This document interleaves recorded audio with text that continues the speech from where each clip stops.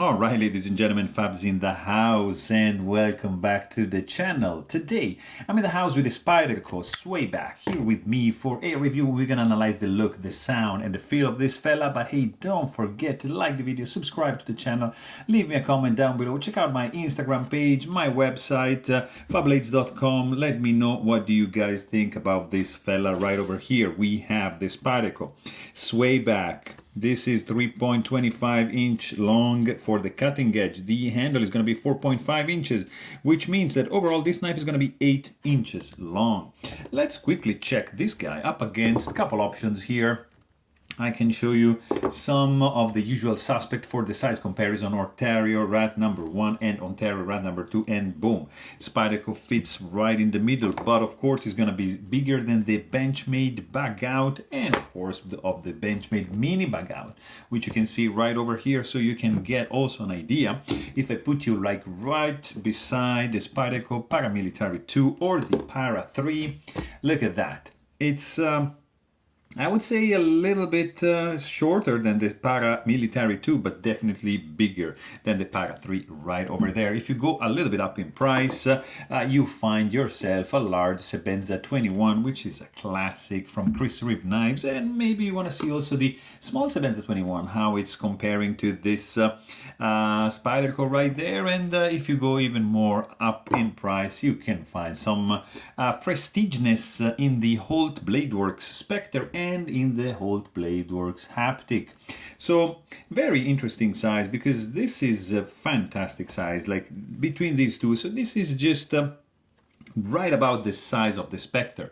Just another couple just to show you some Shirogorovness. I've got the Neon NL and the F5 Silk Custom Division to show you how big this guy is and how it's comparing with these two awesome knives for sure. So here you got this Swayback. This is an old design, let's say, inspired by the old Jack knives, and revisited by Marcin Slige. He's a Polish custom knife maker. This guy is made in Taichung, Taiwan. It's going to cost you around 275 bucks. It is well made, I have to say. That factory can crank out some good stuff, like the Paisan or the Drunken. They are some of the pretty cool blades from Spyderco that at least I like. Here you have a titanium frame lock with stone-washed scales.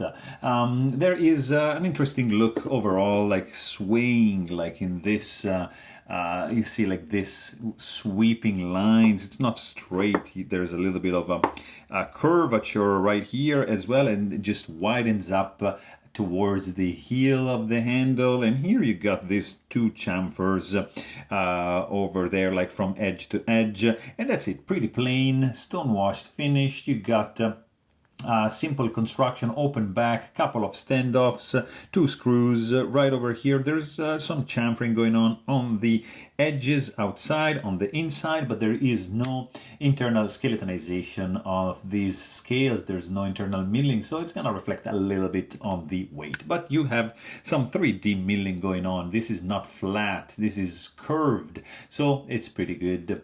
There is no finger groove over here. It's just like a straight slab, like a stick, but you have some opening here to disengage the lock bar.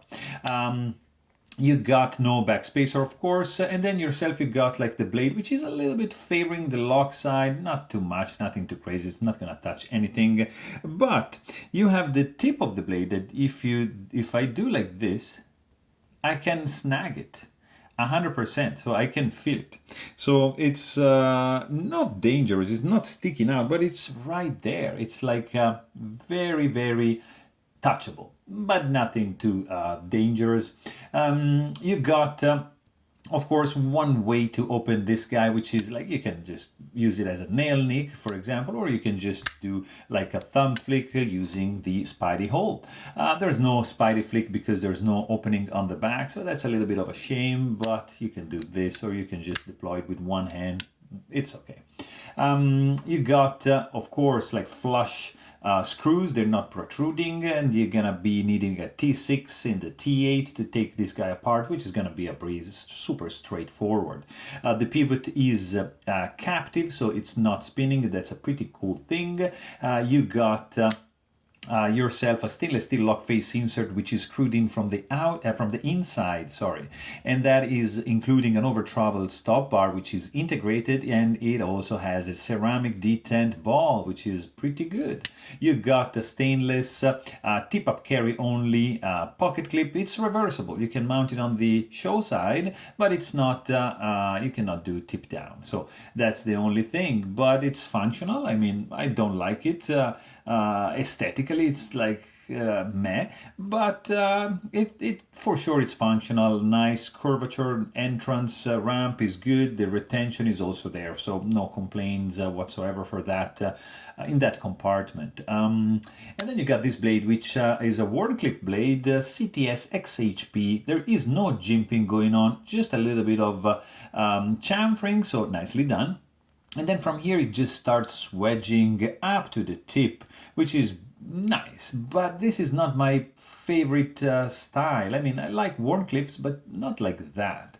For example, one of this is different, of course, but this is something that I am in love. Like, beside the fact that this is, I mean, that's something completely different. But anyways, this blade shape, probably it's not my favorite. Straight edge.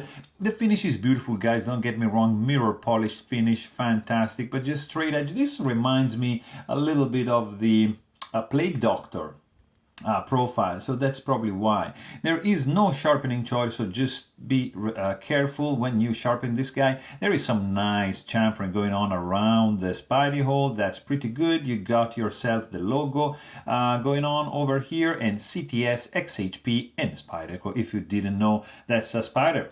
On the back, you just got the Sleesh logo right there. You got the same finish. Plunge grind is pretty nice. Kind of like looks like it's a flipper, but no, it's not.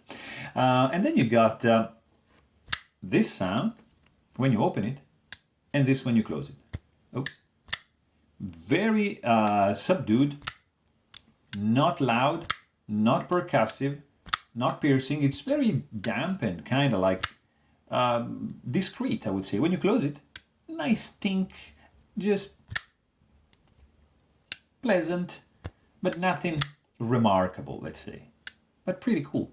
Let's check the weight, because this guy is just shy of 4 ounces. So, because of course there's no skeletonization going on the inside, this guy is going to be 3.89.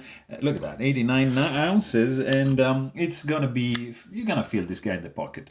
Also, like, the ergonomics are not that good for me, at least. If I squeeze this handle, I feel this hot spot over here, and also a little bit of the pocket clip digging into my flesh of the hand. It's, I mean, not really sharp edges, but it's not like super comfy. The lock bar is super easy to disengage. I love that, kind of like Sebenza style. You see where you have like a cut out to access the lock bar, and it's fantastically working, so you don't need any effort to disengage the lock bar like that. Very good.